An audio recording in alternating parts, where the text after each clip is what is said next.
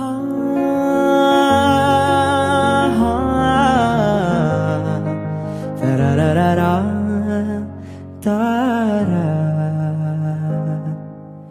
யார் அது என்னை கண்டு சிரித்தது சொல், ஒரு கவலையும் இல்லை என்று சொல், என் வாழ்க்கை முழுவதும் நன்றி.